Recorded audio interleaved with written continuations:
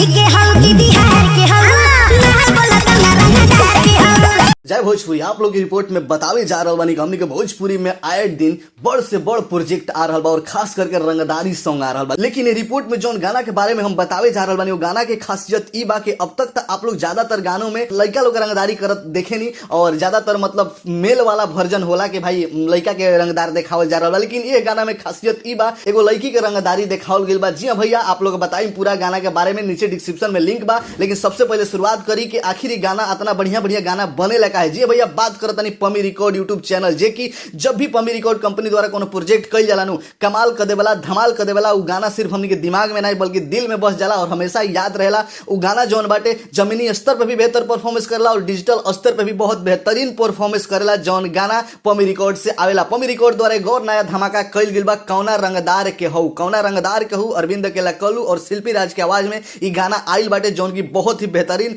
जबरदस्त रंगदारी सॉन्ग बा। जेमे आप लोग हम बताई हनु कि मैं लड़का रंगदारी नहीं करते मैं लड़की रंगदारी करती है काहे के मैं बता दी कि जे रंगदारी करता हुआ और केहू ना जो कि भोजपुरी के जेकरा के क्रॉस कहल जाला आस्था सिंह। जी भैया आस्था सिंह में जबरदस्त और एटीट्यूड एकदम रंगदार वाला लुक में नजर आ रहल बाड़ी। एकदम शेरनी लाग रहल बाड़ी दहाड़ रहल बाड़ी मारा तारी पीटा तारी सब लोग और कलू संगे रंगदारी कर रहल बाड़ी। और कलू जी यही से बात पूछा तारे कौना रंगदार के हो। जी भैया जौन गाना बाटे पमी रिकॉर्ड पे रिलीज हो चुकल बा और एक गाना के लिखले बड़े भोजपुरी के नंबर 1 राइटर आशुतोष तिवारी और म्यूजिक दिले बड़े राहुल यादव और वीडियो के डायरेक्शन के बड़े महेश वेंकट और कोरियोग्राफी कैले बड़े असलम खान। बहुत बेहतरीन गाना बा देखे लायक बा सुने लायक बा। ऐसा कुल गाना के आप लोग देखी जा सुनी जा और बहुत ज्यादा सपोर्ट करी जा और पमी रिकॉर्ड के भी ज्यादा से ज्यादा सब्सक्राइब करके ऐसा चैनल के ऐसा कंपनी के आगे बढ़ाई जा ताकि हमने के बीच में और बेहतर बेहतर प्रोजेक्ट आवत रहे और भोजपुरी के नाम होके भोजपुरी के देश दुनिया में मान सम्मान बढ़े। जय भोजपुरी एकता बना के रखी जा। कैसा लगा रिपोर्ट अपन राय नीचे कमेंट सेक्शन में जरूर बताई जा।